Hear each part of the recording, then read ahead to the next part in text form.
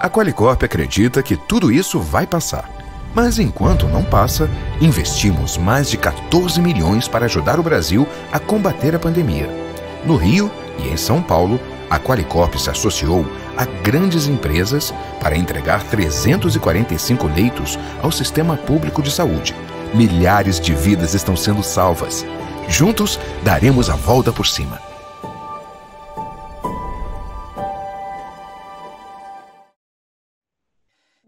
Uma boa tarde a todos. Apresento-me como Cléa Carpe da Rocha, advogada, conselheira federal pelo Rio Grande do Sul, e nesse momento exercendo as funções de moderadora do presente encontro. Declaro assim aberto o primeiro painel com a temática O papel do advogado na mediação e conciliação em tempos de pandemia. O primeiro dos 150 previsto no importante e significativo Congresso Covid-19, repercussões jurídicas e sociais da pandemia. Nesta abertura, faço uma saudação aos advogados e às advogadas, estagiários, estudantes e demais operadores de direito que nos acompanham no modo virtual. Essencial também evocar a lembrança dos brasileiros e das brasileiras que nos deixaram atingidos pela pandemia. Que Deus os acolha e conforte as famílias enlutadas no caminho infinito da esperança e da fraternidade. Este painel, em curso com a duração de 1 hora, segundo instruções recebidas da coordenação do evento, contará com a distinta participação de 3 expositores. O ministro Marco Aurélio Buzzi, a advogada, a jovem advogada que vejo aqui pela tela, Ana Carolina Riela, e o advogado Kazuo Watanabe, que recebem os cumprimentos e os agradecimentos da advocacia brasileira pela contribuição de suas palavras e intervenções. Faço, portanto, a apresentação dos ilustres palestrantes com a leitura de seus currículos resumidos, tendo em vista a limitação do nosso tempo e conforme me foram encaminhados. Doutora Ana Carolina Riela, mediadora e case manager do Programa de Mediação da Harvard Law School, mestre em Direito pela Universidade de Georgetown e pela Universidade de Paris.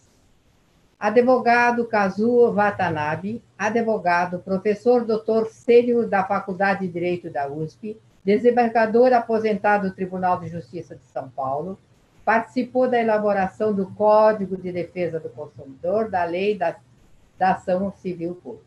Ministro Marco Aurélio Buzzi, ministro do Superior Tribunal de Justiça, professor, mestre em Ciência Jurídica pela Universidade do Vale do Itajaí, Santa Catarina, especialista em Direito do Consumo pela Universidade de Coimbra, em Portugal. Eu consulto se o ministro Marco Aurélio Buzzi já está na nossa tela, na nossa presença. Doutora Cléa, está me ouvindo, doutora Cléa? Estou me ouvindo perfeitamente, senão eu ia chamar a nossa querida doutora Ana Carolina. Me perdoe. Que bom, que bom. Olha, é uma grande satisfação e uma grande honra estar aqui com a senhora. Puxa vida, que bom, que beleza. Com a palavra, então, depois será a Ana Carolina, conforme combinado entre os 3. Então, com a palavra, ministro. Eu só peço a questão do prazo, porque não é nosso, é um prazo estipulado pela coordenadoria do evento. Por gentileza, com a palavra. Ótimo, muito bem. Então, eu quero primeiro agradecer o gentilíssimo convite feito para participar desse evento, em companhia da nossa queridíssima, e é um grande referencial para nós todos, a doutora Cléa Carpe. E também aqui temos uma especialista, que é a doutora Ana Carolina Riela, né, especialista nessa matéria, e o professor Kazuo Watanabe, também, sempre lembrado e muito festejado. Bem, como a nossa fala se dirige preponderantemente, ainda que não exclusivamente, mas preponderantemente para os operadores do direito, e dentro dessa categoria para os advogados, né, eu sempre digo que o advogado é o que está na linha de frente, porque na grande maioria das comarcas, dos juízos, das unidades judiciais, das varas, seja na Justiça do Trabalho, na federal, na estadual, que é a mais capilar, né? Mas há muitos e muitos anos atrás, as pessoas nas pequenininhas comarcas onde eu fui juiz, as pessoas vinham segunda-feira procurar o juiz. Depois de ter os problemas do final de semana, do sábado, do domingo, problema de família, problemas muitas vezes sido expulso da terra em que ocupava, mas era raro. Eu confesso que era raro, não é? Hoje não, hoje em dia, mesmo nas comarcas pequenininhas, e isso é o certo, não é? As partes que se sentem injustiçadas, que se sentem espoliadas, elas vão procurar o advogado. E o advogado é a linha de frente. Quando a gente fala em justiça, quando a gente fala em judiciário, o advogado é a linha de frente, não é? E que bom que é a linha de frente. Por quê? Porque o advogado está muito mais... Eu sou juiz há 38 anos, mas muito mais do que qualquer juiz de direito. O advogado está muito mais próximo da realidade das partes. Ele vive muito mais a comunidade, mesmo porque o nosso modelo ainda é, não puramente, mas ele ainda é preponderantemente romano. E o modelo romano não quer um juiz muito entrosado com a comunidade. Ele quer um juiz, não digo um juiz de fora, não é isso, mas ele quer um juiz um pouco mais afastado daquele convívio bem próximo da população. Isso está mudando, graças a Deus. E um dos motivos pelos quais eu estou falando nesse assunto é por isso. Nós agora, com os métodos mais adequados de resolução de conflito, nós estamos inovando. E a doutora Cléa, para falar em inovação, ela é a nossa grande líder, ela é a nossa grande campeã, porque ela foi a primeiríssima em tudo, desde o tempo em que ela era uma menina da Faculdade de Direito, foi a primeira presidente do diretório, depois foi a primeira presidente. Um probleminha. Nós temos, acho que deu um probleminha aqui. Nós temos eu me sinto honradíssimo em estar participando, e não é de conversa para fora, não. Isso é vero, é um sentimento que eu tenho. É uma honra para mim estar aqui partilhando esse espaço com uma pessoa, com uma profissional como é a doutora Cléa. É uma grande honra para nós todos. Vamos prestar muita atenção na intenção da fala, porque é uma fala de peso, de experiência, de vivência, de linha de frente principalmente. Muito bem. Então, nós temos agora, falando em gente corajosa e que inova, não é? Nós temos que fazer com que a jurisdição sobre esse novo enfoque, sobre esse novo aspecto, que é a jurisdição vestida com as roupas da mediação, da conciliação, né? Aquela solução que é construída pelas próprias partes, com a ajuda de um mediador e de um conciliador, não é? Ela tem que vir de uma forma mais ampla. Por quê? Não é novidade, nós já tivemos isso no Brasil em 1824, depois afastamos isso daqui, já tivemos isso na história do mundo inteiro, no Oriente, no Ocidente, e agora retornamos. A professora Ada, a saudosa, queridíssima professora Ada Pellegrini Grinovo, ela sempre dizia: olha, pessoal, nós não estamos descobrindo nada de novo, não. Esse sistema ele está ressurgindo. E é vero, surgindo. E ressurge agora no seio de uma sociedade de consumo, né? No seio de uma sociedade em que o volume de contratos, o volume de negócios, o volume de ações se multiplicou em muito. Nunca tivemos antes, na história da nossa humanidade, um volume de negócios tão grande. Graças a Deus. Que bom que nós temos essa intensidade, esse volume de contratualidade, porque isso gera emprego, isso gera divisas, isso gera riquezas. Está ótimo. Mas, se nós queremos essa intensidade de negócios, de volumes, de contratos, de consumos de bens, nós também temos que oferecer principalmente para aquela comunidade, para aquela faixa da sociedade que menos têm acesso aos benefícios do progresso, né, que é a saúde, que é a justiça, que é a educação. Então, nós temos que oferecer para essas pessoas também métodos mais simples, mais adequados de solução de conflito, e é isso que nós estamos fazendo. Bem, eu quero festejar, eu, na verdade, aqui não quero fazer discurso nenhum, não. Eu quero festejar algo que me deixa muitíssimo contente. A OAB, professora Cléa, a OAB, doutora Cléa, em âmbito nacional, a senhora sabe melhor do que eu, é conselheira, né? A OAB, em âmbito nacional, firmou um convênio, uma parceria com o Conselho Nacional de Justiça, para termos agora, nós teremos agora, já está pronto, já estamos iniciando as inscrições, inclusive, o primeiro curso online nacional voltado exclusivamente para advogados. Que coisa boa! Puxa, isso é um grande tento, uma grande realização, né? Do Felipe Santa Cruz, do ministro Toffoli, do professor Cazzu, das pessoas todas que estão há tantos anos ligados nesse empreendimento, que é realmente levar a justiça para mais próximo da cidadania, mais próximo do cidadão, mais próximo, principalmente, daquela camada da população que é uma camada que não tem acesso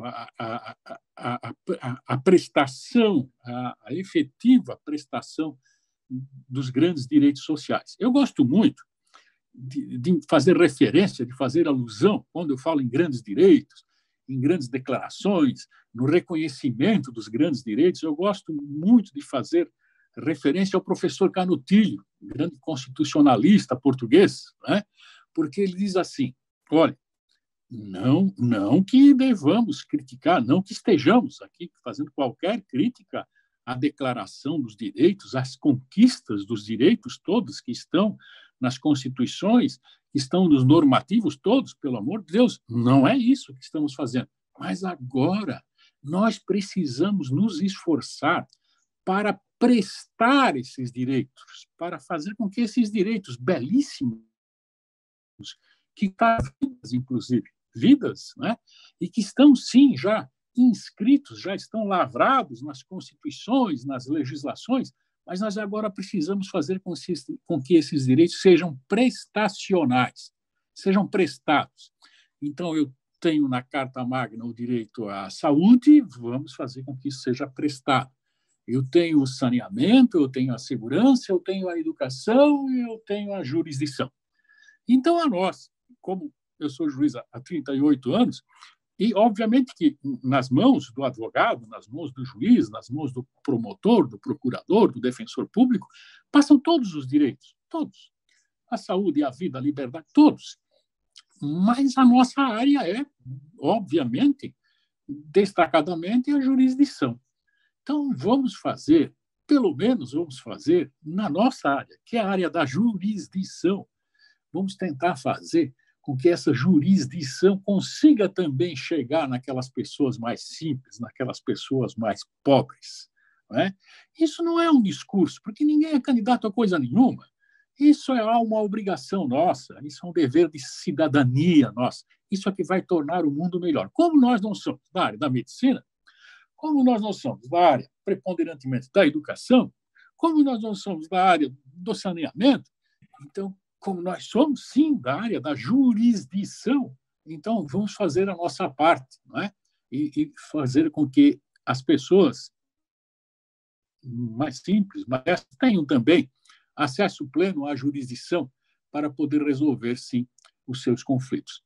Eu registro aqui a presença do professor Kazuo Watanabe, cumprimento, é o grande mestre de nós todos, é um grande referencial, não é? E fico aqui com a minha fala, ouvirei atentamente a todas as lições dos demais convidados que foram para fazer aqui essa alusão. Cumprimento mais uma vez a Ordem dos Advogados do Brasil pela iniciativa de propiciado o curso que agora já está praticamente iniciando em âmbito nacional, voltado preponderantemente, se não exclusivamente, para os advogados. Porque o advogado, eu insisto, e sei que estou repetindo, ele é realmente o que faz a linha de frente, é aquele que primeiro recebe a parte que vem buscar solução para o seu conflito. Não é? Hoje em dia, a mediação não é mais feita de um modo empírico, não é? A mediação tem as suas técnicas, tem os instrumentos de ação. O mediador é aquele que ajuda a construir a solução. Não é mais aquela mediação em que, para existir acordo ou perder, né, tem que abrir mão de uma parte do seu próprio direito. Essa visão também já é uma visão ultrapassada. Por isso que a nossa mediação hoje não é mais algo empírico, feito assim, na base do vamos ver. Não. As pessoas têm que se preparar para fazer a mediação, porque aquela parte que realmente não assiste o direito, ela tem que perceber isso, né? E compor o conflito de um modo digno, para que aquele que tem efetivamente ao seu lado a pretensão de ver observado um direito consiga exitosamente ver integralmente o seu direito satisfeito. Por isso que nós chamamos toda essa iniciativa de justiça. Muitíssimo bem. Então, eu, mais uma vez, cumprimento a doutora Clélia Carpe. É um imenso prazer, uma elevada honra estar aqui ao seu lado, dividindo esse espaço. A nossa doutora Ana Carolina Riela, que é especialista em mediação em Harvard, e o meu grande mestre, que é o professor Kazuo Watanabe. Muitíssimo obrigado, felicidade a todos. Continuo aqui atento, ouvindo e aprendendo com todos vocês. Muito obrigado. Muitíssimo obrigado. Agradeço imensamente a sua exposição, ministro Marco Buzzi. Eu vejo aqui três sulistas, Rio Grande do Sul, Santa Catarina e Paraná, aqui nesse painel. Veja a força do Sul. Eu estou aqui como mediadora e moderadora também desse... Mas, doutora Cléia, a senhora fique tranquila, porque nós não recriaremos a República Juliana. Fique tranquila. Eu estou lembrando aqui a luta da Anita Garibaldi, gaúcha, mas com raízes de Santa Catarina. Pois é, eu sei bem disso. Cujo nome se encontra no panteão dos heróis da pátria, aqui em Brasília. Sem dúvida. Eu agradeço imensamente, mas eu tive a oportunidade, depois eu vou lhe ver, daquele seu belíssimo artigo da revista Síntese sobre novos desafios para a mediação e conciliação. Estou atenta às suas manifestações. Prosseguindo, então, e renovando os meus agradecimentos, imagina, passaria a nossa caríssima advogada, Ana Carolina Riela, que se encontra em Boston, com o calor de Boston, não é verdade? Com a palavra, por gentileza, eu já havia lido o seu currículo, por gentileza. Obrigada, doutora Cléia. Boa tarde a todos. Eu gostaria de agradecer aos organizadores do evento pelo convite e a oportunidade de estar aqui hoje falando com vocês. Gostaria de cumprimentar meus distintos copanelistas, o ministro Marco Aurélio Buzzi, o professor Kazuo Watanabe, assim como a nossa moderadora, doutora Cléia Carpe. É um prazer e uma honra falar do tema que eu mais gosto, para o país que eu mais gosto, então, boa companhia. Muito obrigada. Então, como foi dito, eu sou advogada, sou mediadora, sou curitibana, mas moro fora do Brasil há 15 anos e me encontro atualmente em Boston, de onde eu falo com vocês. Há 6 anos, eu trabalho na Universidade de Harvard como Case Manager do programa de mediação da Faculdade de Direito, onde nós treinamos mediadores, a maioria alunos da graduação, mas não só, e também mediamos casos tanto nas cortes como fora delas. Eu lembro com carinho de ter participado desse mesmo evento em 2007, o ministro Buzzi vai lembrar, que ele estava lá, quando, numa bela aglomeração no IMB, em São Paulo, quando isso ainda era possível e desejável. Na ocasião, muito se falou sobre a necessidade de mudança da mentalidade no Brasil com relação à mediação e outros métodos de resolução de disputas, sobre a necessidade de abandono da cultura da sentença ou da cultura do litígio, da urgência em desafogarmos o judiciário, e sobre o papel fundamental do advogado para que tudo isso acontecesse. Como em toda crise existem oportunidades, o formato digital do Congresso esse ano permitiu que mais pessoas participassem do evento, inclusive eu, que falo com vocês aqui de Boston, reduziu os custos, permitiu que o evento acontecesse sem colocar a saúde de ninguém em risco. Pois bem, O mundo virou de cabeça para baixo, o momento é sem precedentes e as necessidades em resolução de controvérsias são outras e muito mais urgentes. O papel da mediação nesse contexto mudou muito no mundo pré e pós-pandemia. Então, eu quero falar para vocês sobre 4 pontos chaves que, a meu ver, são essenciais para o advogado na mediação e conciliação em tempos de pandemia.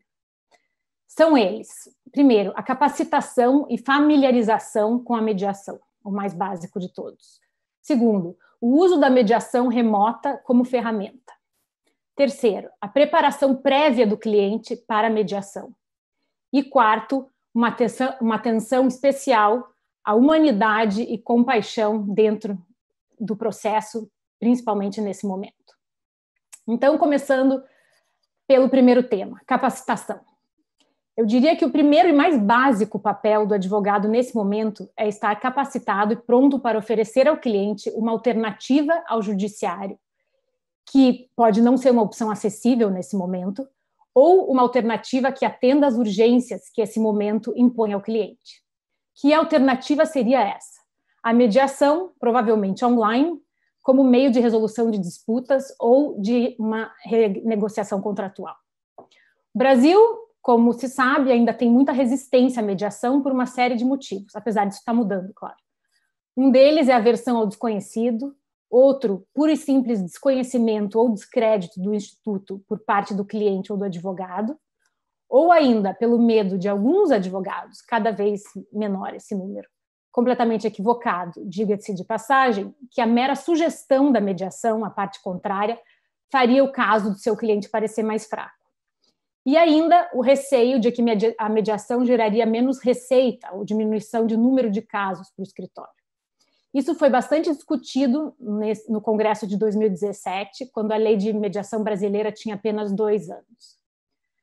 Fazendo um paralelo com a experiência americana, onde apesar de ainda existir resistência, a mediação é bastante difundida, eu sempre gosto de lembrar a seguinte estatística.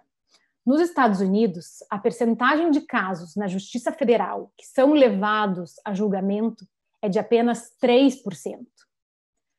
Esse baixíssimo número de casos julgados pelos tribunais nunca fez com que juízes ou advogados tenham ficado sem trabalho, muito pelo contrário.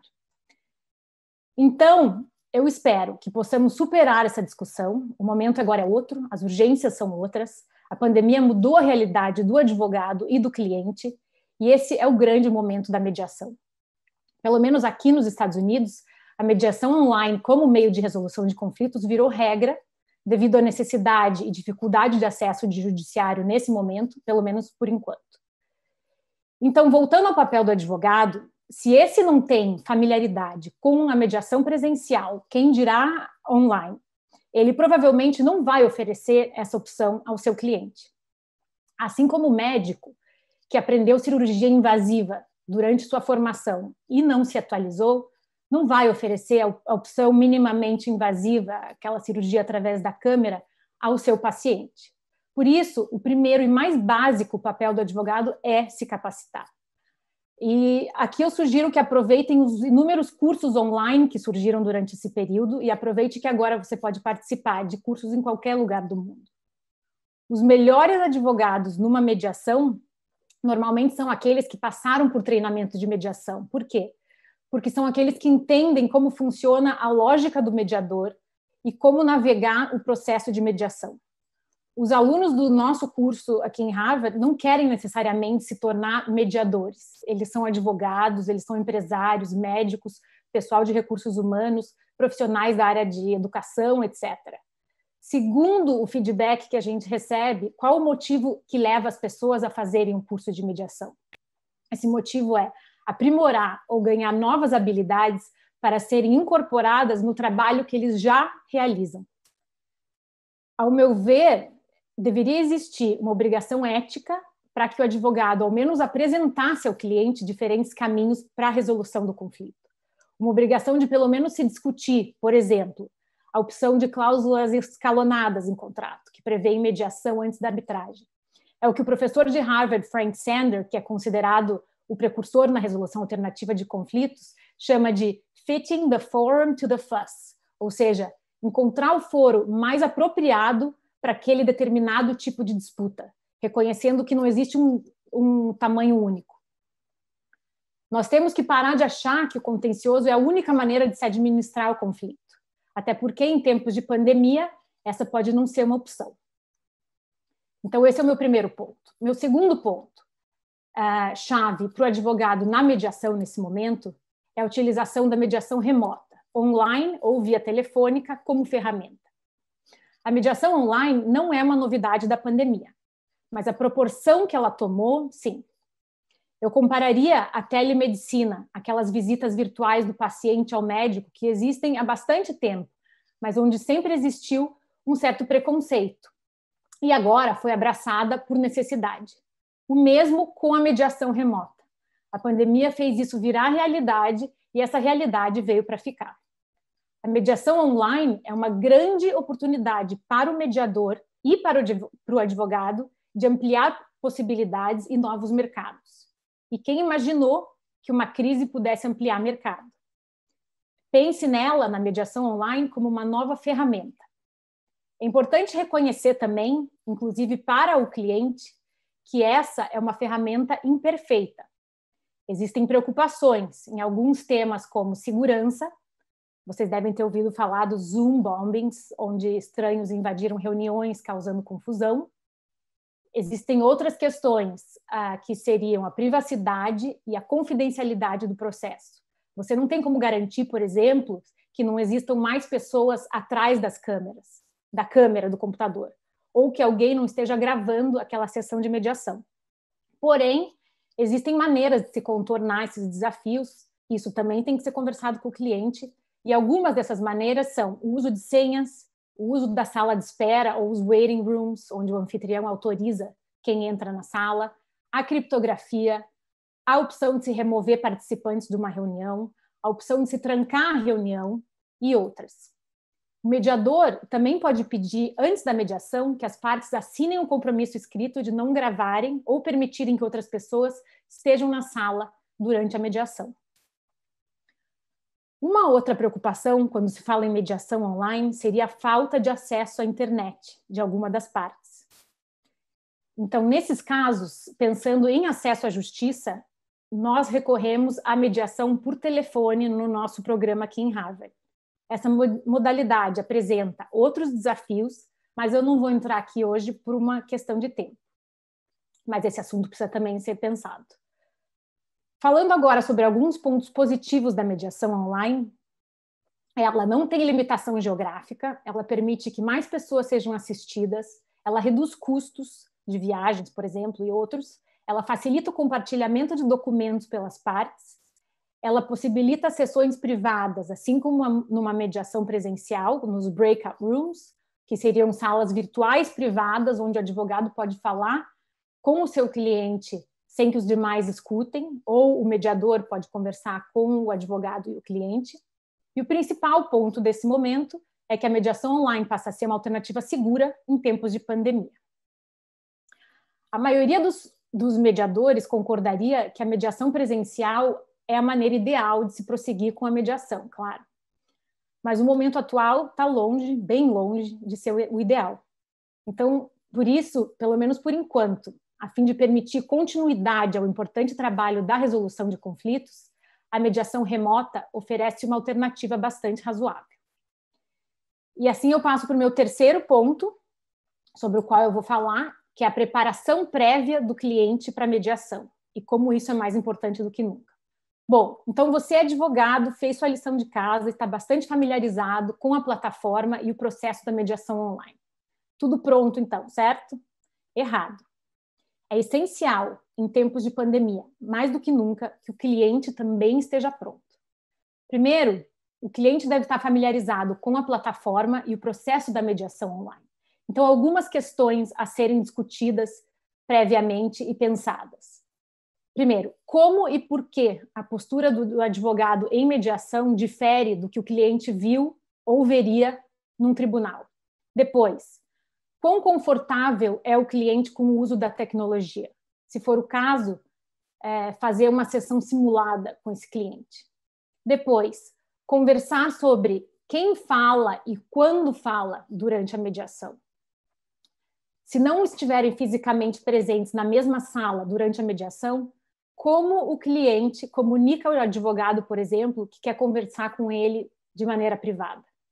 Ou ainda, se o cliente estiver revelando informação demais durante uma mediação e eles não estiverem fisicamente na mesma sala, como o advogado comunica isso a ele? Todos esses pontos têm que ser combinados com antecedência em conferência prévia. Dentro ainda da preparação do cliente, outro ponto essencial em tempos de pandemia é a discussão de expectativas do cliente. Um caso iniciado anos atrás nos tribunais, por exemplo, não é o mesmo caso de agora. Em quase todas as jurisdições, existe um atraso e acúmulo de casos no judiciário, nos casos cíveis, pelo menos, em decorrência da pandemia. Aqui nos Estados Unidos, por exemplo, as cortes distritais estão fechadas nos casos cíveis desde março, com previsão de abertura para o final de setembro, e muito provavelmente essa reabertura será prorrogada. O nosso programa, o Harvard Mediation Program, foi proativo em contactar as cortes aqui, e agora nós estamos mediando muito desses casos que aguardam julgamento, onde, obviamente, ambas as partes concordaram com a mediação. Um dos maiores fatores de estresse que essa crise gera, como todos sabem, é a incerteza. E é justamente aqui que o valor da mediação cresce nesse momento. Num momento de incerteza pandêmica, ela oferece a possibilidade de maior controle sobre o resultado do conflito. Se eu tivesse aqui um megafone agora, eu usaria para falar o seguinte para vocês. Poder oferecer ao cliente certo controle sobre o resultado da disputa, além de resultados mais rápidos, é imprescindível nesse momento e um dos principais papéis do advogado. Então, em se discutindo expectativas, deve ser discutido com o cliente, até que fique bem claro para ele e para o advogado quais seriam os possíveis caminhos se não existir acordo na mesa de mediação. Aqui, para quem estuda a teoria da negociação, a discussão do BATNA ou do WATNA, que são o Best e Worst Alternative to a Negotiated Agreement, se fazem mais necessários do que nunca. Por exemplo, existe risco de falência se o cliente não fechar um acordo na mediação? Existe necessidade de um corte de despesas de até 50% para a empresa não precisar demitir ou para não quebrar? Assim, o cliente sabe até onde ele e o advogado, enquanto time, podem ir num eventual acordo e quais seriam potenciais consequências se ele não conseguir fechar esse acordo em mediação. O cliente tem que ter expectativas realistas e muito claras para o momento e tem que estar preparado para a incerteza de um processo no judiciário antes de sentar-se à mesa de mediação. Querida doutora, me avisaram agora 4 minutos para no último aos 20, por gentileza. Ok, muito obrigada. É papel do advogado, junto ao cliente, mapear todos esses potenciais cenários. E aqui eu vou para o meu quarto e último ponto, que seria mais atenção à humanidade e compaixão nesse momento. Um dos papéis mais importantes do advogado em mediação e conciliação é reconhecer o momento pelo qual o cliente está passando. Reconhecer não só na consciência do advogado, mas efetivamente verbalizando esse reconhecimento. Reconhecer que a ansiedade e o estresse que o cliente estão sentindo são normais, não só devido ao conflito em si, mas pela incerteza e dificuldades do momento que estamos vivendo. Reconhecer a humanidade no processo e pensar no cliente e na situação de uma maneira holística. O momento requer do advogado paciência e compaixão quase que sobre-humanas. E eu digo isso porque eu reconheço que cada um está travando suas próprias batalhas. Mas paciência e compaixão são necessárias mais do que nunca. Por quê? Primeiro, todos estão sob muito mais pressão e estresse devido à pandemia. Seja por perda de emprego, perda na família, doença, dívidas, necessidade de demitir empregados, de fechar uma empresa e a lista continua. Mas, além disso, com a mediação acontecendo no mundo virtual, as partes que já estariam normalmente estressadas por estarem numa disputa estão tendo que discutir esse conflito em tecnologias imperfeitas e muitas vezes nada familiares para eles. O advogado, então, tem como se certificar que seja qual for a tecnologia adotada, o cliente seja realmente ouvido e se sinta ouvido. E o advogado tem que ser flexível e paciente, caso outras partes ao longo do processo possam não estar familiarizadas com o uso da tecnologia e cheguem à mesa de mediação com grande estresse pessoal. Então, seriam esses os 4 pontos essenciais. Para terminar, eu quero desbancar uma fake news muito comum aqui, repetida no mundo da resolução alternativa de conflitos. Eu tenho certeza que muitos de vocês já ouviram essa história. Em 1959, o então presidente americano John Kennedy fez um discurso onde ele dizia que os chineses usam 2 pinceladas para escrever a palavra crise. A primeira significaria perigo e a segunda, oportunidade. Essa história é repetida em muitos cursos de resolução de conflito, em palestras motivacionais. Vocês sabem que fake news, uma vez lançada, ninguém segura, ela se alastra. A verdade é que os caracteres chineses referentes à palavra crise não querem dizer isso. O primeiro, de fato, quer dizer perigo, e o segundo quer dizer momento incipiente. Mas eu propago a fake news aqui, primeiro, porque, claro, a mensagem não prejudica ninguém. Segundo, porque a mensagem tem paralelo importante com o nosso momento atual, apesar de não ter nada a ver com a poesia das pinceladas, dos caracteres chineses. A primeira lição é: cheque suas fontes. E a segunda é: o conflito ou a crise podem sim ser vistos como um momento de perigo aliado à oportunidade. Perigo que exige pausa, exige cautela, exige reavaliação e preparo dobrado. E oportunidade de abertura de novos mercados, de uma resolução mais célere, mais econômica, com mais empoderamento e maior controle das partes sobre o resultado. A crise não pode causar paralisia quando se busca a solução ideal. Isso não atende às necessidades do cliente. O momento exige pragmatismo, reinvenção e ação. E com isso eu termino aqui minha fala e agradeço a atenção de todos vocês. Obrigada. Agradeço o pronunciamento da ilustre advogada Ana Carolina. E a inquietação fica que uma realidade do Brasil real bem diferenciada de um contexto americano. É esta grande questão que permanece nessa inquietação para o acesso à justiça. Eu passaria de imediato agora ao advogado Kazuo Watanabe. Já fiz anteriormente o resumo do seu currículo, e lhe concedo a palavra com muita alegria e muita honra para todos nós. Advogado Kazuo Watanabe.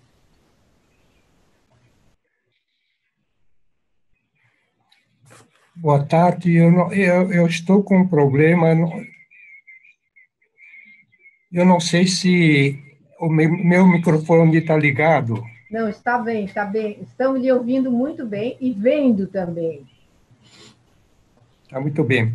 Eu gostaria de iniciar saudando a nossa moderadora, doutora Cleia Carpe, detentora da medalha Rui Barbosa. Eu tenho muita honra de estar sendo coordenada pela senhora. Cumprimento o ministro Marco Aurélio Buzzi. Lamentavelmente, por causa do problema de computador, eu não pude assistir a toda a exposição dele, mas eu vou, posteriormente, ouvir a gravação. E cumprimento a professora Ana Carolina Riella, grande especialista em meios consensuais, e pela exposição dela, a gente percebe que ela domina mais do que ninguém essa matéria, e então eu vou me limitar a falar do papel do advogado na mediação e conciliação em tempos de pandemia. Estou envolvido nesse movimento de difusão mais ampla da mediação e conciliação. Na área da justiça, felizmente, através da atuação do CNJ, nós, já há algum tempo, há mais de 10 anos, nós temos marcos regulatórios,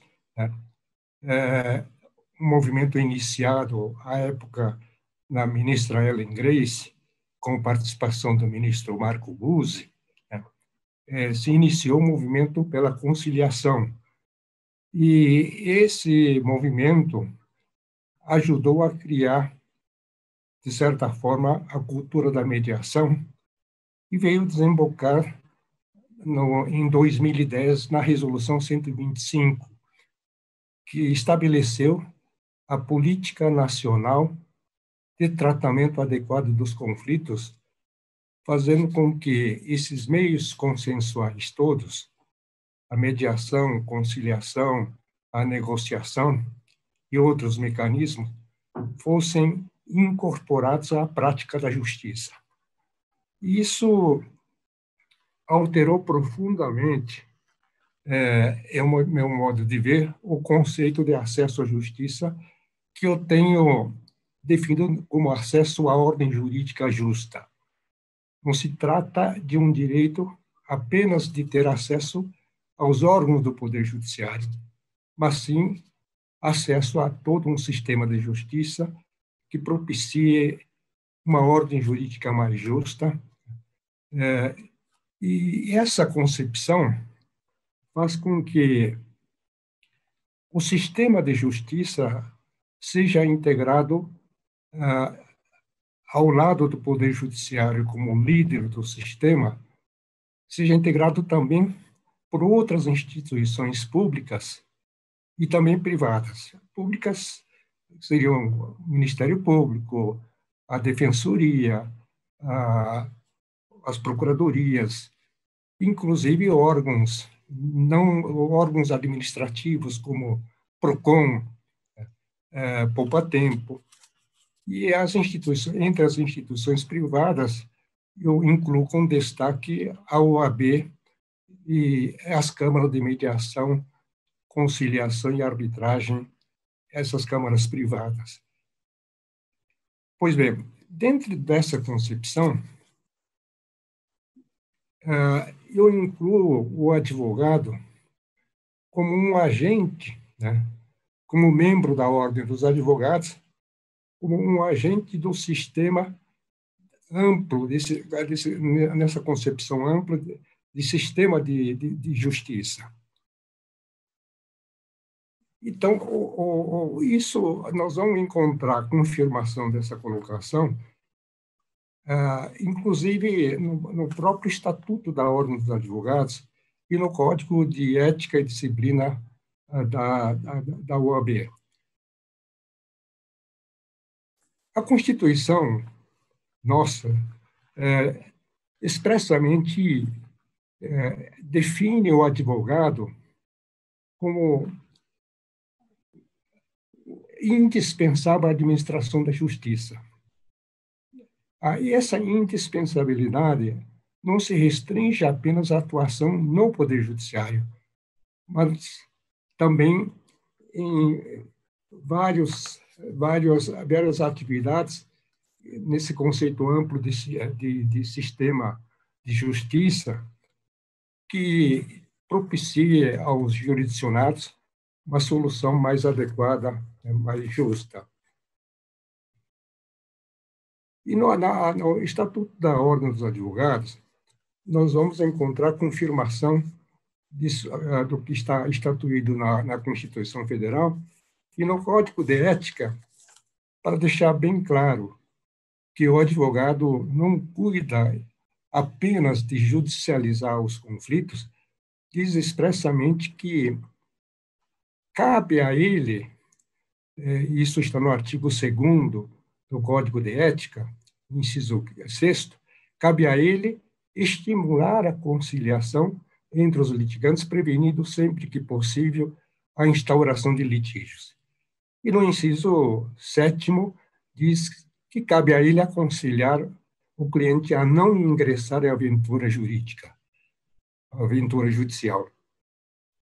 Pois bem, isso tudo foi reafirmado no novo Código de Processo Civil, que no artigo 3º expressamente estatui que o Estado promoverá sempre que possível a solução consensual dos conflitos. E que isso no parágrafo 3º do mesmo artigo, a conciliação, mediação e outros métodos de solução consensual de conflitos deverão ser estimulados por juízes, advogados, defensores públicos e membros do Ministério Público. E aqui vem uma expressão interessante, diz, inclusive no curso do processo judicial. Essa expressão, inclusive no curso do processo judicial, significa que ele deve estimular a conciliação, inclusive na fase pré-processual, antes do curso, antes do início do processo judicial. Pois bem, isso tudo está em perfeita harmonia com a ideia fundante da nossa Constituição, que está expressa no preâmbulo da nossa Constituição, que diz que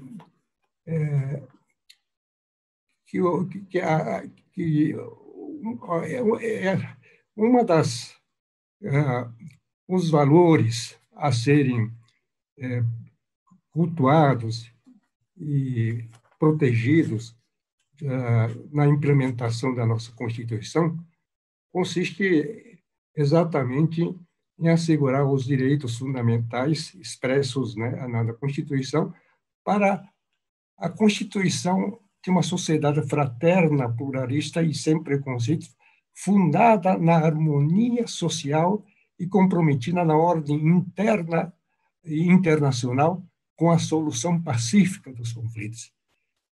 Então, essa ideia fundante da Constituição vem confirmar todos os regramentos que mencionei, que estão nas disposições infraconstitucionais. Então, o papel do advogado na mediação não significa, como muitos profissionais sentem, seja um papel inferior.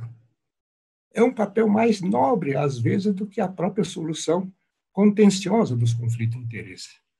Essa percepção, eu acho, é fundamental, a mudança de mentalidade em relação às soluções consensuais. Desde a edição da Resolução 125 pelo CNJ, venho, de alguma forma, trabalhando mais nessa área de solução consensual de conflitos. E na Câmara de Mediação, Conciliação e Arbitragem da Fiesp, nós temos tentado desenvolver mais a parte de soluções consensuais. Mas o que acontece? O que tem acontecido?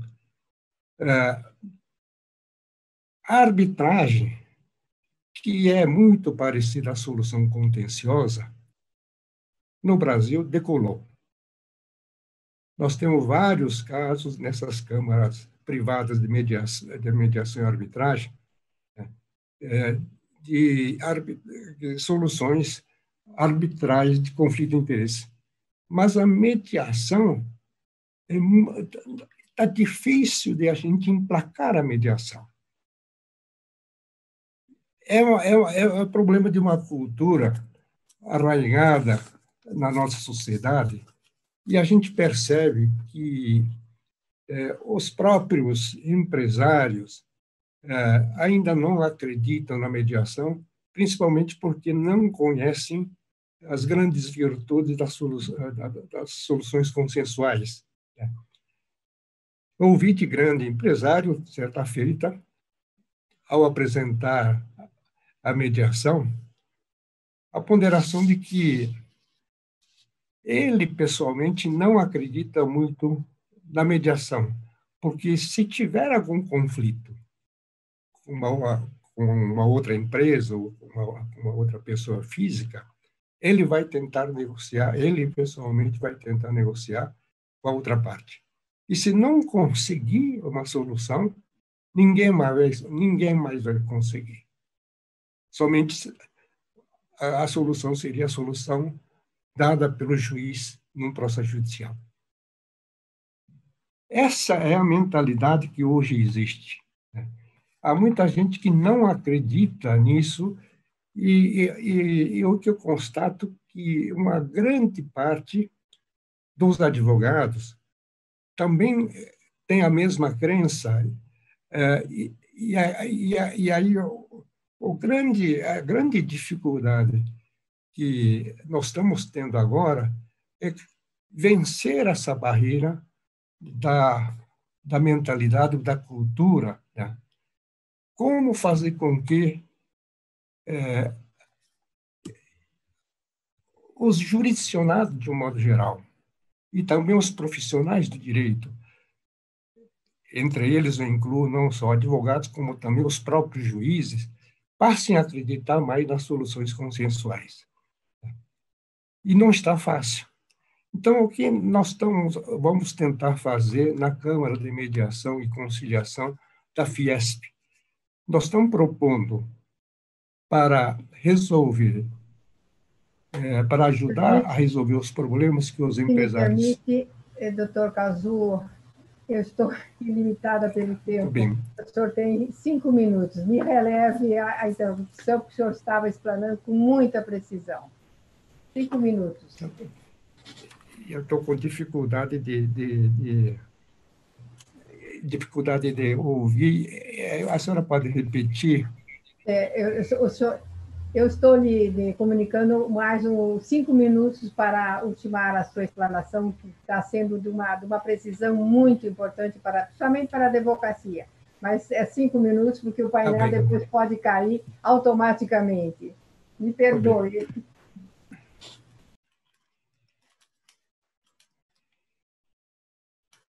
Muito bem.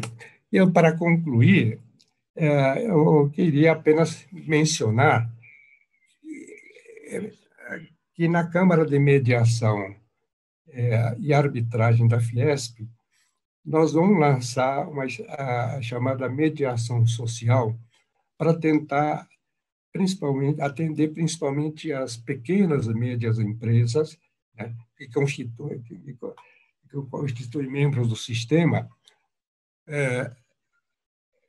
A ideia é não cobrar no início quase nada, para que os empresários experimentem a mediação, né, e sintam as grandes virtudes dos mecanismos consensuais de solução de conflitos.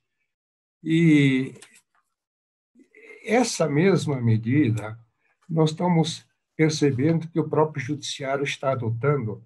Inclusive, na capital, em São Paulo, foi adotado um plano piloto de conciliação e mediação para disputas empresariais. A mesma providência foi adotada pelo Tribunal de Justiça do Rio Grande do Sul. Enfim, o meu tempo está esgotando.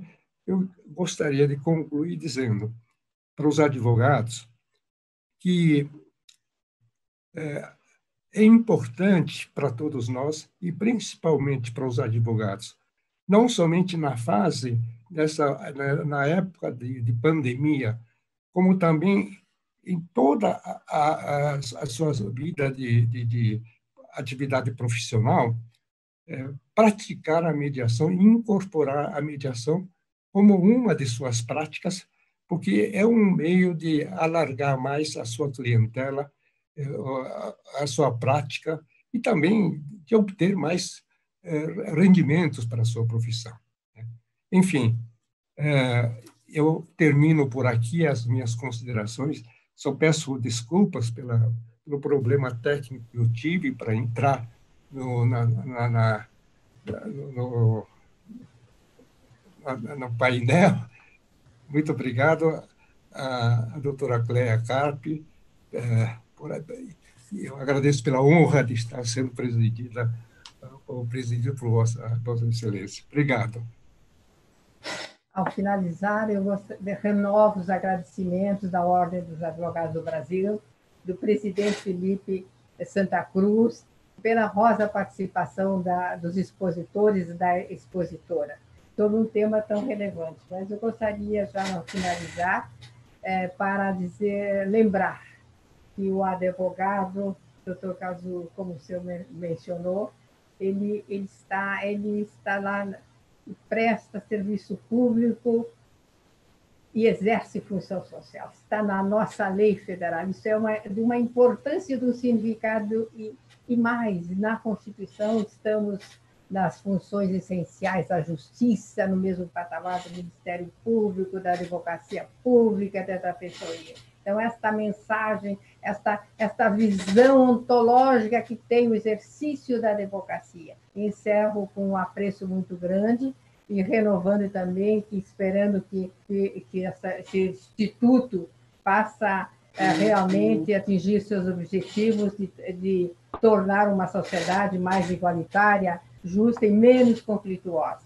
Por fim, os meus agradecimentos pela audiência e a honra que eu tive de participar como mediadora. Um grandíssimo abraço, alegria de revê-lo, de conhecer a nossa querida advogada Ana Carolina, o nosso estimadíssimo advogado Cazu e o nosso queridíssimo também Marco Buzzi, lá de Santa Catarina. Declaro encerrados os trabalhos do presente painel. Uma boa tarde a todos.